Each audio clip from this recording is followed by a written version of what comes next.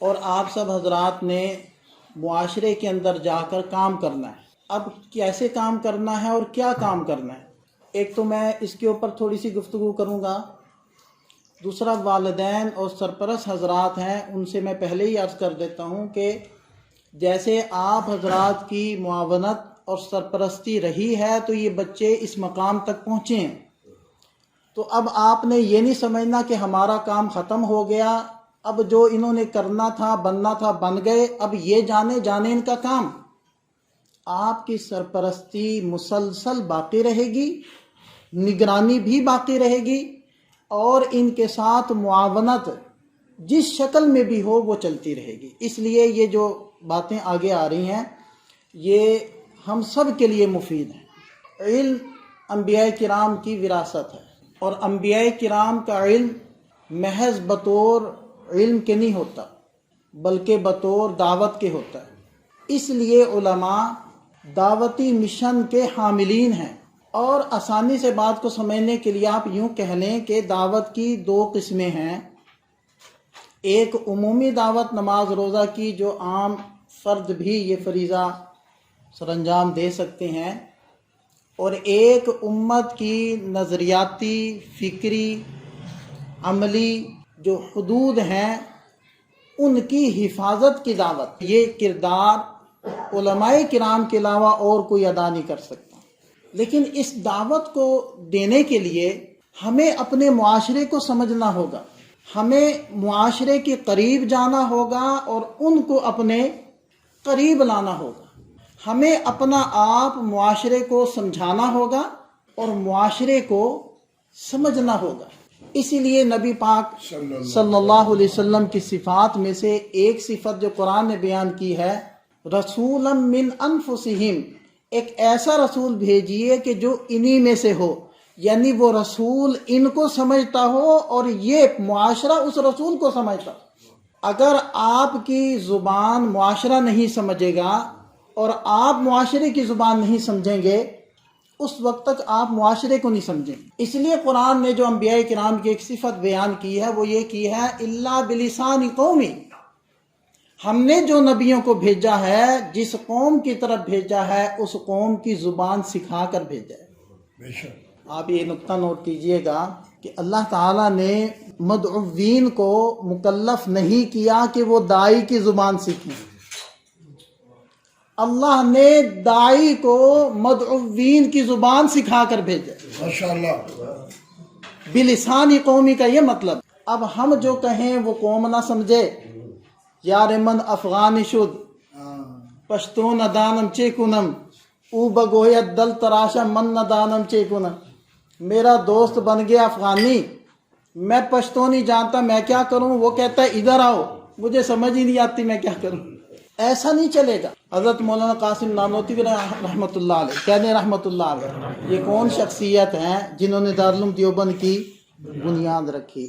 یہ جب سفر حج سے واپس تشریف لا رہے تھے، جس بحری جہاز میں یہ سوار تھے اس کپتان کو حضرت نے دعوت دی، اسلام سمجھایا۔ ان کی دعوت اردو، ہندی اور عربی میں تھی اور اس کی زبان انگریزی تھی۔ ترجمان بٹھایا، حضرت نانوتوی کی ترجمانی کون کرے؟ تو حضرت نانوتوی نے اس وقت بولا، کاش میں اس کی زبان جانتا، اس کو بتاتا کہ اسلام کیا ہے۔ اور ان کے سوانے میں یہ لکھا ہے کہ حضرت نے عزم کیا تھا کہ میں دارالعلوم آ کر انگریزی سیکھوں گا، لیکن زندگی نے وفا نہ کی۔ یہ ہے بلسان قومی، اپنی قوم کی زبان کو سمجھیں، اور صرف زبان کو نہ سمجھیں، قوم کے اسلوب کو بھی سمجھیں۔ بے شک اس وقت اسلوب کیا ہے؟ عرف کیا ہے؟ من لم یعرف اہل زمانہ فہو جاہل، جو اپنے زمانے والوں کو نہیں جانتا وہ جاہل ہے۔ امام ابو حنیفہ رحمۃ اللہ علیہ اپنے شاگرد امام محمد رحمۃ اللہ علیہ کو بازار صرف اس مقصد کے لیے بھیج رہے ہیں کہ وہ چکر لگا کر لوگوں کو سمجھیں کہ اس وقت کا عرف اور دستور کیا ہے۔ ہمیں پتہ ہی نہ ہو کہ اس چار دیواری کے باہر کیا ہے، چاہے وہ مدرسے کی ہو، چاہے وہ مسجد کی ہو، چاہے وہ میرے حجرے کی ہو، لوگوں کو بتانا پڑے کہ مولوی صاحب باہر اب یہ چیزیں نہیں ہیں۔ لوگوں کو نہ بتانا پڑے، مولوی کو پتا ہو کہ باہر کیا ہے، اس کی نظر ایسی ہو۔ نائب کس کا ہے؟ انبیاء کا۔ نبی پاک صلی اللہ علیہ وسلم کا نائب ہے کہ آپ صلی اللہ علیہ وسلم نے صرف نماز پڑھائی، کہ آپ صلی اللہ علیہ وسلم نے صرف قرآن سکھایا؟ قیادت کس کو کہتے ہیں؟ یہ قائد ہیں ہم لوگ۔ ہم اپنے آپ کو سمجھیں، اپنے آپ کو پہچانیں، ہم کون ہیں، اللہ نے ہمیں کس منصب پر لا بٹھایا۔ لکھنؤ کے ایک ڈاکٹر ہیں، پی ایچ ڈی ڈاکٹر، کہتے ہیں کہ مجھے دعوت ملی کہ یونیورسٹی کے اندر جا کر آپ نے لیکچر دینا ہے سود کی حرمت پر۔ تو کہنے لگے کہ ایک تو عام اسلوب ہے، جیسے مساجد کا، مدارس کا اسلوب ہوتا ہے کہ سب سے پہلے کیا کریں گے؟ قرآن کی آیت پڑھیں گے، پھر احادیث، پھر اقوال صحابہ، پھر ائمہ کے اقوال اور ان کے فقہی مسائل، اور پھر کوئی اور دیگر مشائخ ہیں، سربر آوردہ شخصیات ہیں تو ان کے اقوال۔ تو کہنے لگے کہ میں نے سوچا کہ یہ ان کا دستور نہیں ہے، یہ ان کا اسلوب نہیں ہے، یہ اس کو نہیں سمجھیں گے متاثر نہیں ہوں گے، یہ مطلب ہے۔ ان کا دستور کیا ہے؟ تو کہتے ہیں میں نے اس کو سوچا، اس کو سمجھا، تو جب میں نے گفتگو کی تو گفتگو میں نے قرآن سے نہیں شروع کی، میں نے سب سے پہلے ان کو زمانے کے اندر جو معاشی ماہرین ہیں ان کی آراء سے آگاہ کیا۔ دنیا اس وقت جو چلتی ہے نا وہ گنتی پر چلتی ہے، اتنا فلاں ہو گیا، اتنا یہاں یہ ہو گیا، اتنے فیصد یہ ہو گیا۔ تو کہتے ہیں میں نے اس کی ریسرچ کی اور وہ سارے فگر نکالے۔ اس کے اندر کہتے ہیں ایک یہ بات بھی میں نے ذکر کی کہ جب IMF کے ایک رکن سے پوچھا گیا کہ یہ جو عالمی طور پر معاشی بحران آ رہا ہے اس کا حل کیا ہے، تو اس نے کہا حل جو مجھے سمجھ میں آتا ہے وہ یہ ہے کہ سود کی شرح کم کر دی جائے۔ تو کہتے ہیں میں نے اسے پوچھا کہ شرح کم کتنی کی جائے؟ کہتا ہے 0% کر دی جائے۔ اللہ اکبر۔ کہتے ہیں میں نے وہ پوری تفصیل ان کو سنائی اور اخیر میں جا کر میں نے قرآن کا حوالہ دیا اور نبی پاک صلی اللہ علیہ وسلم کے فرمان کو کوٹ کیا۔ کہتے ہیں کہ میرا میسیج ڈیلیور ہو گیا اور میرا میسیج کنوے ہو گیا، ان تک میری بات پہنچ گئی۔ یہ تھا اسلوب قوم۔ صرف زبان کافی نہیں ہے، قوم کے اسلوب کو بھی سمجھنا ہے۔ اور میں تو اس سے آگے بھی بڑھ کر ایک اور بات عرض کرنا چاہتا ہوں، اسلوب ہی نہیں، قوم کی نفسیات کو بھی سمجھنا ہے۔ نبی پاک صلی اللہ علیہ وسلم نے قریش کو جمع کیا، ارشاد فرمایا اے قریش، میں ایک ایسا کلمہ جانتا ہوں اگر تم وہ کہہ لو تمام عرب پر تمہاری بادشاہت قائم ہو جائے اور سارے عجم تمہارے ماتحت ہو جائے۔ کیونکہ آپ علیہ السلام کو پتہ تھا قریش کے یہ سارے چودھری بیٹھے ہیں، چودھریوں کو چودراہٹ چاہیے۔ کلمے کے تو سینکڑوں فضائل ہیں، ان میں سے اللہ کے نبی نے قوم کی نفسیات کو سمجھ کر اس فضیلت کو بیان کیا جو ان کے مناسب حال تھی۔ صرف قوم کی زبان نہ سمجھے، اسلوب سمجھیں، صرف اسلوب نہ سمجھیں بلکہ قوم کی نفسیات کو سمجھیں، تب تو قوم ہمیں قبول کرے گی، تب ہم قیادت کا فریضہ سر انجام دے پائیں گے، ورنہ ہم اس کام کے اندر اس سلسلے میں ناکام ہوں۔ اب دیکھیں کہ ایک داعی کی، ایک قائد کی صفات کیا ہیں۔ نبی پاک صلی اللہ علیہ وسلم یمن کی طرف حضرت معاذ اور حضرت ابو موسیٰ اشعری رضی اللہ عنہما کو بطور حاکم کے بھی، بطور داعی کے بھی، بطور قائد کے بھی اور بطور مفتی کے بھی بھیج رہے ہیں۔ تو کیا فرما رہے ہیں؟ یسرا ولا تعسرا، آسانیاں کرنا، مشکلیں نہ کرنا۔ آپ قوم کا حصہ نہیں بنیں گے، آپ معاشرے میں اتر کر ان کو، ان کی پریشانیوں کو، مصیبتوں کو سمجھیں گے نہیں تو آسانیاں کیسے پیدا کریں؟ اور پھر فرمایا بشرا ولا تنفرا۔ بشرا یہ بشر سے یا بشرا سے یہ لفظ نکلتا ہے جس کا معنی ہوتا ہے ظاہری کھال، یا چہرے کے ظاہری حصے کو بھی بشرا کہتے ہیں۔ کیا مطلب؟ ایسی خوشخبریاں سنانا کہ قوم کے چہروں سے اس کے آثار نمایاں ہوں۔ बशिरा वला तुनफिरा, बिदकाना नहीं, ऐसी बातें ना बताना कि वो बिदकें। यकीन जाने आप उलमा हैं, आपकी मिसाल उस पाइपलाइन की सी है जिसका एक सिरा दरबार नबूवत से जुड़ा है और दूसरा सिरा उम्मत और मुआशरे की जीती जागती और अमली जिंदगी के साथ जुड़ा है। और नबवी अखलाक, नबवी तालीमात, नबवी आसानियाँ आपके अंदर से गुजर कर मुआशरे तक पहुँच सकती हैं, लेकिन ये तभी हो सकता है कि जब आप मुआशरे के साथ जुड़े हुए हों। माशाल्लाह, खूब। आगे बढ़ते हैं। आप मुआशरे के अंदर जा रहे हैं तो बहुत सारे तबक़ात वहाँ आपको इंसानियत के लिए, मुआशरे की और उम्मत मुस्लिमा की कामयाबी के लिए, सुरखरुई के लिए काम करते हुए नज़र आएंगे। हो सकता है उनकी किसी बात से आपको इख्तिलाफ हो नहीं सकता, यकीनन होगा, लेकिन याद रखना, मंजिल पर निगाह रखना, याद रखना, मंजिल पर निगाह रखना। उनके रास्ते तो मुख्तलिफ हो सकते हैं, मंजिल एक होगी। बेशक। और मंजिल पर निगाह रखना आपके एतबार से भी मुफीद है और उनके एतबार से भी मुफीद है।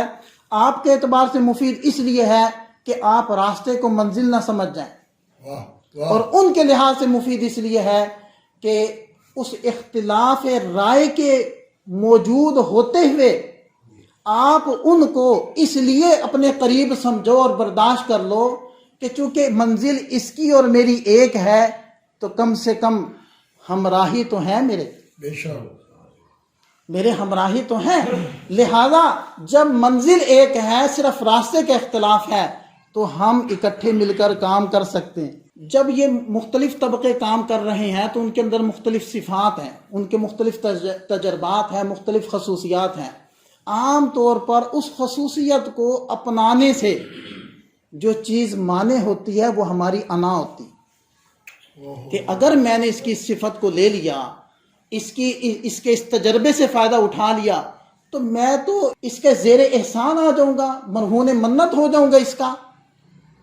भाई अगर आपके पास घड़ी है और मेरे पास घड़ी नहीं है और मुझे उस घड़ी की ज़रूरत है, तो मुझे उस घड़ी को लेने में हिचकिचाहट ये होगी कि अगर मैंने ये घड़ी ले ली तो मैं तो एहसास कमतरी का शिकार हो जाऊंगा और मैं इसके एहसान के तले आ जाऊंगा।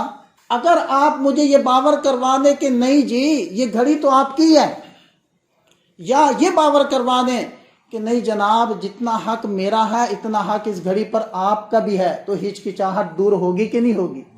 अल्लाह के नबी ने फरमाया, याद रखो, अल हिकमतु ज़ाल्लतुल मुमिन, जो खसूसियत उसके पास है, जो सिफत उसके पास है, जो तजर्बा उसके पास है, वो सिर्फ दरियाफ्त करने वाला है, उसको पैदा करने वाला नहीं है। खालिक उस हिकमत का रब है और रब ने उस हिकमत को उस दरियाफ्त करने वाले के साथ खास नहीं फरमाया, बल्कि सब के लिए पैदा फरमाया है। उसको क्रेडिट और सिला इस चीज़ का हम दे सकते हैं कि उसने दरियाफ्त किया है, लेकिन वो खालिक रब है और उसने हम सब के लिए उस हिकमत को पैदा किया है। इसलिए अल्लाह के नबी ने फरमाया, वो तेरी ही गुमशुदा चीज़ है, जहाँ से भी मिले उसको ले लेना, माशाअल्लाह, उसके तजर्बे से फ़ायदा उठा लेना, उसके साथ जोड़ बना लेना, क्योंकि मंजिल एक है, रास्ता मुख्तलिफ हो सकता है। तुम अपने रास्ते से जाओ, वो अपने रास्ते से जाए, लेकिन एक दूसरे के तजर्बात से फ़ायदा उठाना, जिसको कोलैबोरेशन भी कह देते हैं।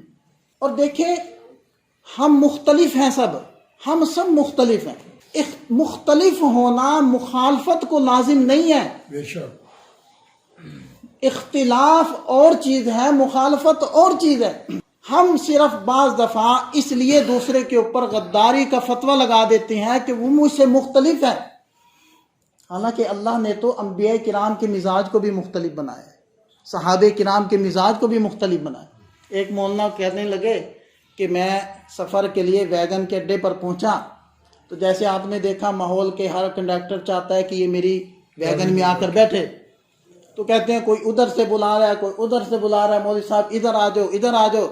एक ने तो हिम्मत की, उसने आकर मेरे बैग को पकड़ लिया और वो मुझसे लेना चाह रहा था, तो मैंने भी अपनी गिरफ्त उसके ऊपर मजबूत कर ली اور میں نے کہا کہ بھائی مجھے پتہ ہے کہ میں نے کہاں جانا ہے اور کون سی گاڑی میں بیٹھنا ہے. اب وہ تو کافی زور لگا چکا تھا. اس کو جب مایوسی ہوئی نا، اس نے کہا کہ تسی مولویاں نے ملک دا بیڑا غرق کیتا ہے. وہ غصہ آیا نا، اس نے وہ نکال.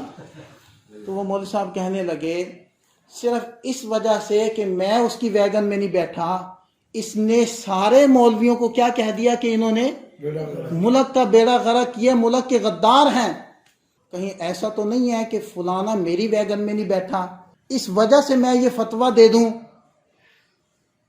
کہ یہ ملک کا غدار ہے، قوم کا غدار ہے، یہ اس قابل نہیں ہے کہ اس کی بات سنی جائے، اس کی بات مانی جائے، یا اس کے پاس بھی بیٹھا جائے. ان ویگنوں کے چکروں میں نہ پڑنا، مل کر کام کرنا ہم نے. اور دیکھو میاں بیوی میں اگر اختلاف ہو نا، اگر اس کو ختم کرنا چاہتے ہیں یا کم کرنا چاہتے ہیں تو جو مشترکہ مفادات ہیں اس پہ کام شروع کر دو. میاں بیوی کے مشترکہ مفادات کہاں ہوتے ہیں؟ اولاد پر ہوتے ہیں. اولاد کی تعلیم و تربیت پر پوری توجہ دو تو اختلافات یا تو ختم ہو جائیں گے یا کم ہو جائیں گے. ہم مختلف ہونے کی وجہ سے آپس میں نہ الجھیں، قوم کے مشترکہ مفادات کے اوپر کام کریں. ماشاءاللہ. اس کے لیے اپنے اکابر کو پڑھیں، ان سے منسلک رہیں. ہم پڑھیں گے کہ سید احمد سرہندی رحمۃ اللہ علیہ کے زمانے میں جب دین اکبری نے زور پکڑا اور ریاستی الحاد پھیلنے لگا تو حضرت نے کیا کیا تھا؟ حضرت نے ارباب اختیار کی ذہن سازی کی، لابنگ کی، ان کو بریف کیا. آج بھی مناظرے کا دور نہیں ہے، بریفنگ کا دور ہے. انہوں نے ان کو بریف کیا اور اتنے بڑے فتنے کا اکیلے مقابلہ کیا. ماشاءاللہ. حضرت شاہ ولی اللہ رحمۃ اللہ علیہ کا جب زمانہ آتا ہے اور مرہٹے جنونی وہ ہندوستان کے اوپر یلغار کرتے ہیں تو حضرت افغانستان کے احمد شاہ ابدالی رحمۃ اللہ علیہ سے رابطہ کرتے ہیں کہ جی ہماری مدد کریں. یہ بھی ایک شکل ہے مشترکہ مفادات کی، کام کرنے کی. کیا علمی کام میں کسی سے پیچھے تھے؟ کیا انہوں نے اختلاف نہیں کیا؟ لیکن محور کیا ہے، محنت کا میدان کیا رکھا انہوں نے. آپ آگے بڑھیں. برطانوی سامراج قابض تھا بر صغیر پر، تو آپ کو ملے گا کہ بالا کوٹ کی سرزمین کو کچھ لوگوں نے اپنے خون سے رنگین کیا. میدان کے اندر عسکری قیادت سنبھالے ہوئے سراج الدولہ اور سلطان ٹیپو آئے اور انہوں نے آپس کے اختلاف کے باوجود امت اور قوم کے مشترکہ مفادات کے اوپر کاوشیں کی. پھر آپ کو ملے گا کہ شیخ الہند مفتی محمود حسن رحمۃ اللہ علیہ، انہوں نے آزادی ہند کے لیے اس انگریز کے جو مخالفین تھے، جاپان، جرمنی اور خلافت عثمانیہ، ان کے ساتھ تعلقات کو استوار کیا. پھر آپ کو دکھے گا کہ بر صغیر کے اندر مسلمانان ہند نے کانگریس کے اندر شمولیت اختیار کی، مسلم لیگ بنائی، مجلس احرار کا قیام وجود میں آیا، جمعیت علماء ہند کا قیام وجود کے اندر آیا. اور آپ کو معلومات ہونی چاہیے کہ مجلس احرار کے اندر تمام مکاتب فکر مشترکہ طور پر کام کرتے تھے. بے شک. محترم دوستو، یہ اہداف نہیں ہیں، یہ طریقہ ہائے کار ہیں. کیا جملہ بولا؟ یہ اہداف، یہ طریقہ ہائے کار ہیں، یہ حتمی اور قطعی نہیں ہیں. یہ زمانے کے لحاظ سے بدل سکتے ہیں، ان میں موڈیفیکیشن ہو سکتی ہے. ہم نے اکابر کی تاریخ کو پڑھنا ہے اور سمجھنا ہے کہ انہوں نے اختلافات کو سامنے نہیں رکھا بلکہ امت کے اور قوم کے مشترکہ مفادات کے اوپر کس طریقے سے کاوشیں کی. ہم بھی آج کے زمانے کو دیکھیں، آج کی ضروریات کو دیکھیں، آج کے لہجے اور زبان کو سمجھیں اور آج کے مشترکہ مفادات کے اوپر ہم بھی کھڑے ہوں. اور یہ شکوہ چھوڑیں فلانے نے یہ نہیں کیا، فلانا یہ نہیں کرتا، فلانے کے اختیار میں یہ کر سکے وہ نہیں کرتا. ہم اپنے حصے کا کام کریں. شکوہ ظلمت شب سے تو کہیں بہتر تھا، شکوہ ظلمت شب سے تو کہیں بہتر تھا کہ اپنے حصے کی شمع جلاتے جاتے. وآخر دعوانا الحمدللہ. ماشاءاللہ. ماشاءاللہ. ماشاءاللہ. جزاکم اللہ. جزاک اللہ.